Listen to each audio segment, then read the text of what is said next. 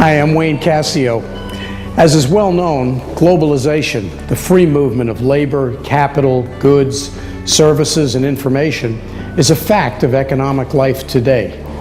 What is less well known is how business processes and business functions change as a company evolves from a local to a regional to a global player. To find out, this year the Sherm Foundation traveled to Dubai, United Arab Emirates, to speak with leaders of one of the region's most successful companies, Aramex International. Its story began in 1982 in Amman, Jordan. At that time, a single company dominated the Middle East courier market, DHL. Competition was limited to non-existent. Aramex founder Fadi Gandour saw an opportunity to create the FedEx of the Arab world. His business model was brilliant in its simplicity. He approached the big American courier companies and offered to cover the Arab world on their behalf. Rather than handing the work to their competitor, DHL, Aramex could be a neutral partner, acting on their behalf. They agreed and paid Aramex to ensure that their deliveries to the Middle East arrived on time. In effect, the competition paid the company to learn the package delivery business. Once it became established in the region, Aramex changed its business model. It marketed itself as a Middle Eastern company that could help local companies connect with the rest of the world. That also ushered in a host of new issues as the company grew across the world to new locations and new cultures. Every functional area of the business, information technology, marketing, operations, finance, HR, had to adapt to the new global approach and new direction the company was heading into. We are the opposite of what our competition looks like. Aramex is an alliance model, so we don't control the whole globe. We work with partners. So we've got delivery partners all across. Our concentration area is within the Middle East, North Africa, Sub-Saharan Africa, Southeast Asia, Central Asia. We're looking at Russia and Brazil. We believe trade lanes have changed, and we want to capitalize on those. This has been a homegrown company from a simple place like Jordan, growing out to becoming, to even listing on NASDAQ, to becoming, and now listing on the Dubai financial market, to becoming a global player. If you just look at the trade lanes between China and Africa, it's over $200 billion.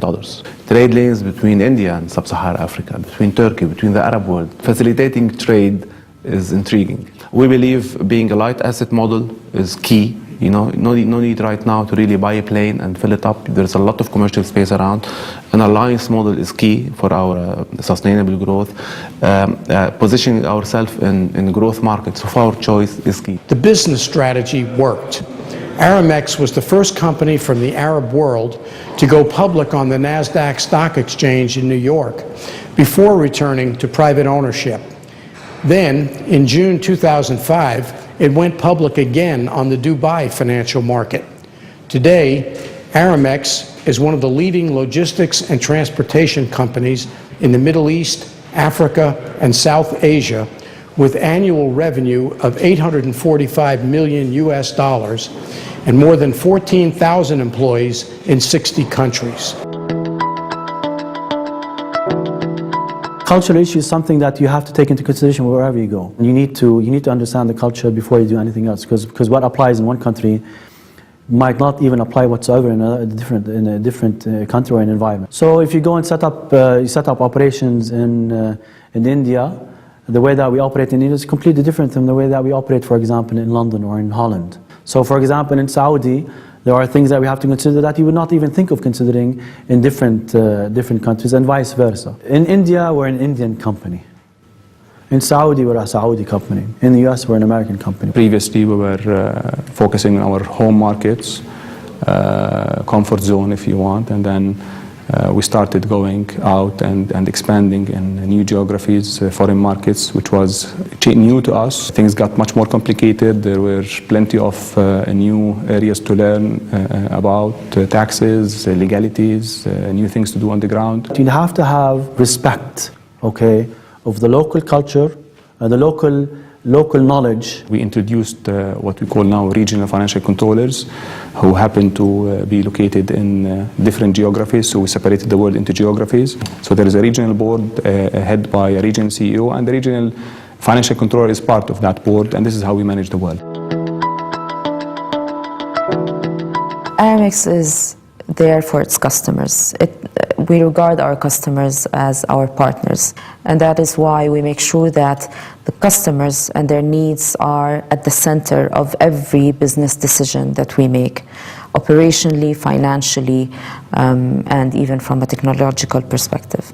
The company started with the mindset that instead of allocating budgets on advertising, we will opt to allocate these budgets on enhancing our frontliners' training, enhancing our technologies, enhancing our operations. So what we do basically is we invest in experiential marketing, where whatever we promise our customers, we are able to deliver on in each interaction and at each and every touch point. And this mindset has carried on with us ever since we started the company. Fadi Gondour retired in 2012, but his dream lives on as the company continues to prosper.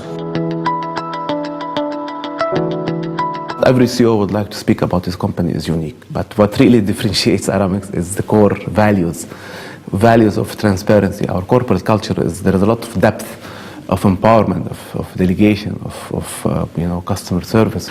One thing that that worries everyone is what happens when you grow.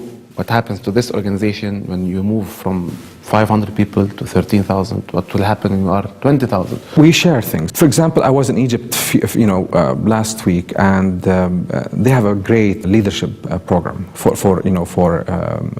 junior management. When we looked at it, we said that's perfect. Why we're going to roll it out everywhere? Why should we stay in Egypt? And we made sure we rewarded those people that developed that by saying, you're going to be the owner of that LDP, and you are the one who's going to roll it all over Aramex. I try to get all my people involved in the decision-making process.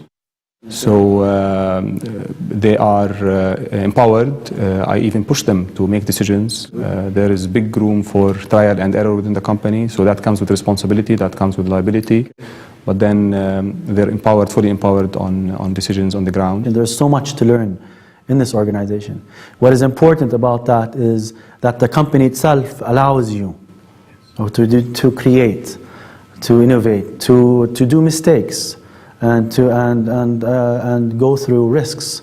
I think that's the most important learning experience itself. I think one of the most attractive things in this company is its culture. Every market we go to, we always send people that been with the company for a long period of time. They stay there while we're starting the business. So they are our ambassadors, the ambassador of culture, ambassadors of how we run business. The culture is mainly about empowerment. It's about its people. It's about transparency. Over new employees that join the company, they go through a very comprehensive induction plan. So in that 2 weeks, basically, they eat, they breathe, everything they do is Aramex.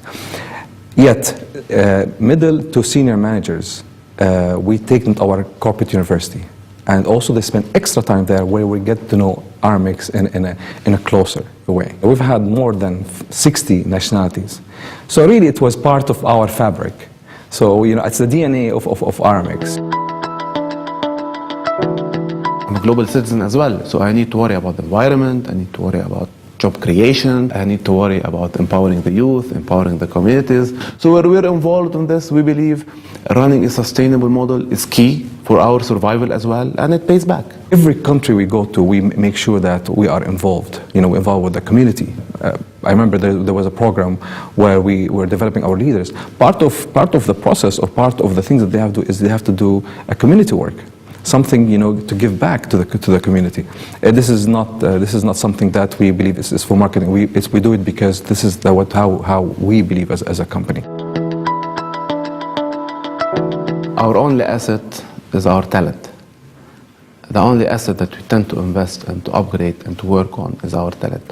What keeps me awake at night is to attract talent, retain our talent. Finding talent and retaining talent in the company or in the sales team, since I'm talking about CRM, is one of the biggest challenges that we have on all levels. And I think you'll find that in all other functions, especially when we're talking about customer relationship management. The relation between the people that you have and the customer is extremely important. Customers get used to certain people handling their accounts, handling their needs, and the minute you lose this person, you might risk losing the account as well. And we always promote from within. However, so what we do, if we recruit somebody from outside, we recruit them from entry level as opposed to senior or middle level. Don't parachute expats. I've seen some multinationals doing the same mistake. You just send an expat and then he goes, and then there is this rotational of 2-3 years. It takes time to understand the market. The best way is to look at the local talent. There's a fantastic talent everywhere. You can attract talent, but talent will simply disappear if they don't have confidence in you. If you don't have a clear strategy of where you're going to take them from here and from point A and to point B, and they don't see they are part of the decision making. You have to understand the new generation, what they require. Now they're not looking only for salaries. It's not about salary compensation. What they're looking at is they're looking for companies that really can address their needs, can make them grow, can let them innovate, does not create any barriers. And the most important is that they are good corporate citizens. It takes time to understand the market. The best way is to look at the local talent. You can find that talent, you can train it, you can send people from your region or corporate office to do the training part. Retention, of course, is not only financial. Retention, there's a lot of other things, not financial, that will help in retention of employees. The hurdles that we had to go through throughout that life cycle, and that's what made us stick around, because that challenging environment is extremely appealing and exciting. Among our management team, we have an average of 13 years of service. Among our senior management team, we have 17 years of service. Totally, as our Aramex worldwide, of around 13,000 plus, we have an average of 4 years of service. It starts with people and ends with people. Okay, everything in between can be, a lot of what is done in between can be acquired. But when it comes to people, it's very difficult to make sure that you have the best people, you keep them challenged, you keep them in tune of what's happening. I actually have 3 advices for women and for young girls, especially in this part of the world. The first one is to set your own expectations. Don't wait to get expectations from anybody. Don't wait for any external expectations. You decide what you want to be in your own life. You have a purpose, you're here for a reason, and you can do it. The second thing is to have the right attitude. And remember that companies, good companies and good leaders, hire for attitude and train for the skills. You need to have the right attitude, the attitude to know that you'll be able to make it, that you have what it takes to overcome obstacles. You have to remember that there's a hidden opportunity in every challenge. So look for it and stay at it and go for it. The third thing, which is the most important for all females, is to ask for it. Statistically, females negotiate way less than men. So no, chances don't come knocking on your door, even if you deserve them. No matter in which company you are, you have to ask for it. You have to negotiate. When there's a new job role, you have to ask for it. When there's a new activity in school, you have to ask for it. So we women have to do much more of that. I always say, if life doesn't give you an offer, it doesn't mean that you don't negotiate. There's actually a fourth advice. You have to look for a company that you're passionate about, or an industry that you're passionate about. Look for a company that you know would empower you as a woman. Look for a company that has women in its management. For instance, at Aramex, we have 20% of women in management. That's, of course, a great indicator. It's that women are empowered and that they're regarded as the rest of their peers. At Aramex, I think that we're judged by our ability to do the job rather than by our gender.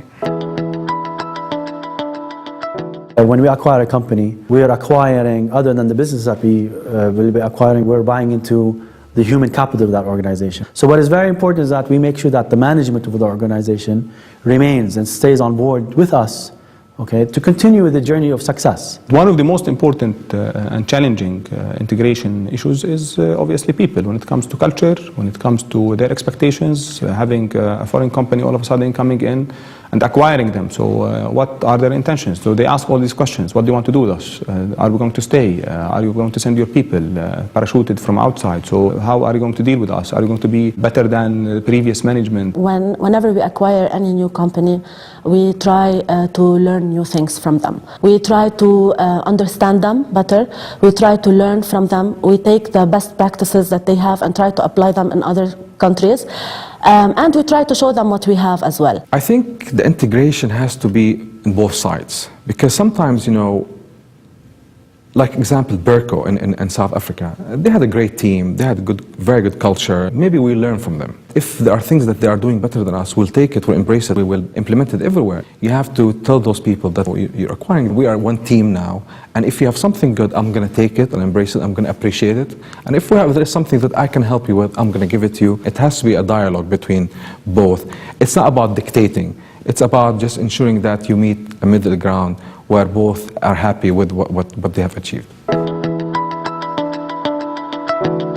HR, looking at HR is key to our growth, key to our strategy. One key issue here is that as we are growing in our core markets, then we are adding more people in our core market. As we evolved, it became much more critical until a certain point when the HR became extremely vital for our growth and for even the management of each function in the organization. My interaction with the HR today is extremely important. Being able to find the right resources in the new markets that we go to. The HR function is extremely important in being aligned with us, in helping us, in supporting us, and in making sure that we are doing things right. Historically, always HR been a more reactive, transactional. And HR has to be somebody who really understands the culture very well. Here are 5 lessons that any company can take from the Aramex experience. 1. Develop global standards of practice, but allow for local flexibility to meet differing employee and customer needs.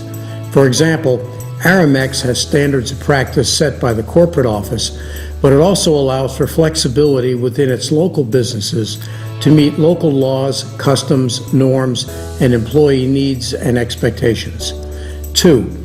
Build a diverse workforce and leverage the differences and commonalities. Like Aramex, start by hiring a diverse workforce in your home office and immersing new employees in the company culture.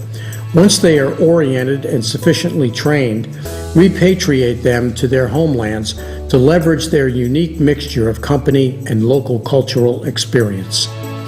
3. The structure of your HR practices and policies should parallel and communicate the core values, strategy, and structure of your organization.